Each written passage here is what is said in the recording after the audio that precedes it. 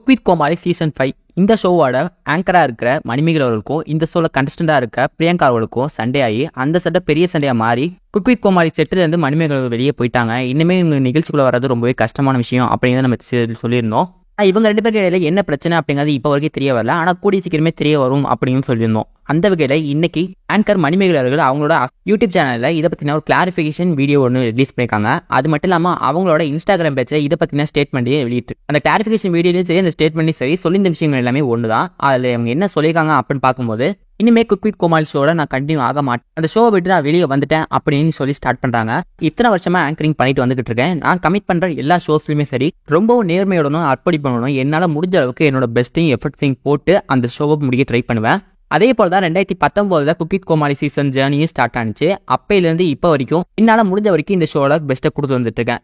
Season 1 season 3 வரைக்குமே என்னை ஒரு கோமாளியாக தான் இந்த ஷோவில் கமிட் பண்ணியிருந்தாங்க. அதில் கோமாளியாக எனக்கு என்ன பண்ண தெரியும் தெரியாது அதெல்லாம் தாண்டி அதில் என்னால் எதை பெஸ்ட்டாக கொடுக்க முடியுமோ அதெல்லாம் பெஸ்ட்டாக கொடுத்துட்டு வந்துட்டு இருந்தேன். ஆனால் செல்ஃப் ரெஸ்பெக்ட் முன்னாடி எதுவுமே முக்கியம் கிடையாது. என்னோட இத்தனை வருஷம் வாழ்க்கையில் நான் வாழ்ந்த எல்லா சூழ்நிலையிலுமே இதே நிலைப்பாடோடு தான் இருந்திருக்கேன்.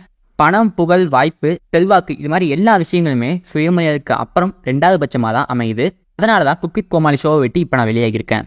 இந்த ஷோவில் கண்டஸ்டண்டா அதாவது குக்கா இருந்துட்டு வர்ற ஒரு லேடி ஆங்கர் அவங்க குக்கு அப்படிங்கிறத மறந்துட்டு என்னுடைய வேலைகளை சரியா செய்ய விடாம ஆங்கரிங்ல எல்லாமே அவங்களுக்கு தான் தெரிஞ்ச மாதிரியும் என்னுடைய ஆங்கரிங்கை சரியா பண்ண விடாம டாமினேஷன் பண்ணிட்டு இருந்தாங்க. அது ஒரு சில எபிசோட்ஸ் வரைக்குமே பொறுத்து போய்கிட்டு இருந்தேன். நான் எல்லாமே ஒரு அளவுக்கு தான் அப்படின்னு புரிஞ்சுக்கிட்டேன். ஆங்கர் வேலையை நாங்கள் பார்த்துக்குறோம், கண்டஸ்டண்டா இருந்தீங்கன்னா கண்டஸ்டன்ட் வேலையை மட்டும் பாருங்க அப்படின்னு சொல்லி அவங்கள்ட்ட டேரக்டா cook with Comali production house சைட்ல இருந்தும் அவங்கள்ட்ட சொல்லியிருந்தோம்.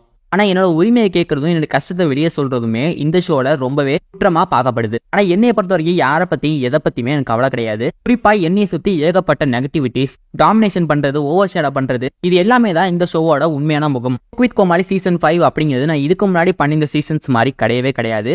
அதனால இனிமே குக் வித் கோமாளி ஷோஸ்ல நான் காலடியே எடுத்து வைக்க மாட்டேன். நான் 2009 ஆங்கரிங் தொழில இருந்துகிட்டு இருக்கேன். ஏகப்பட்ட ஷோஸ்ல ஆங்கரிங் பண்ணியிருக்கேன். இது என்னோட 15வது வருஷமா இருந்துகிட்டு இருக்கு. அப்ஸ் அண்ட் டவுன்ஸ் நிறைய இடங்கள்ல இருந்துட்டு தான் இருக்கு. ஆனால் இந்த மாதிரியான ஒரு மோசமான எக்ஸ்பீரியன்ஸ் எனக்கு எங்கேயுமே கிடைச்சதே கிடையாது. இந்த நிலைமைக்கு நான் வரதுக்கு காரணமா இருந்த அந்த ஒரு நபருக்கு நான் வாழ்த்துக்களை தான் தெரிவிக்கிறேன். அடுத்தவங்களை துன்பப்படுத்தாம இருக்கிறதுக்கும் அடுத்தவங்களை பார்த்து பொறாமப்படாம இருக்கிறதுக்கும் கடவுள் அந்த நபருக்கு அதிகமான நிகழ்ச்சியை கொடுக்கணும், அதிகமான வாய்ப்புகளை கொடுக்கணும் அப்படிங்கிறத கேட்டுக்கிறேன். நீங்களும் வாழுங்க, அடுத்தவங்களையும் வாழ விடுங்க. ஃபைனலா மக்களே, குக் வித் கோமாளி ஷோஸ்ல எங்களுக்கு பிடிச்ச குக்ஸ் அண்ட் கோமாளிஸ் கூட இருந்த எல்லா மெமரபிள் மூமெண்ட்ஸையும் நான் ரொம்ப மதிப்போட வச்சிருக்கேன். குக் வித் கோமாளி ஃபர்ஸ்ட் சீசன்லேருந்து cook with Comali 4th season வரைக்கும் ரொம்பவும் ப்ரொஃபஷனலான ப்ரொடக்ஷன் ஹவுஸ் டீமோட ஒர்க் பண்ணியிருந்தேன் அப்படின்னு நினைக்கும் போது ரொம்பவே சந்தோஷமா இருக்கு.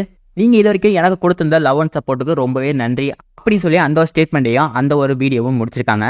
இதன் மூலியமா மணிமேகலை அவர்களுக்கும் பிரியங்கா அவர்களுக்கும் என்னதான் பிரச்சனை நடந்திருக்கு அப்படிங்கிறது தெரிய வந்திருக்கு. இவங்க 2 பேரும் நடந்த சண்டையை பற்றியும் சரி, மணிமேகலை அவர்கள் குக் வித் கோமாளி ஷோவை விட்டு வெளியே போயிருக்கிறதையும் சரி, குறிப்பா இந்த குக் வித் கோமாளி சீசன் 5 இந்த ஒரு ஷோவை பற்றி நீங்கள் என்ன நினைக்கிறீங்க அப்படிங்கிறத மறக்காம கீழே கமெண்ட் பாக்ஸில் கமெண்ட் பண்ணுங்க. ஸோ இது மாதிரி சினிமா சேனல் நிறைய சுவாரஸ்யமான தகவல் தெரிஞ்சுக்க நம்ம டிகோட் சினிமா சேனலை சப்ஸ்கிரைப் பண்ணுங்க.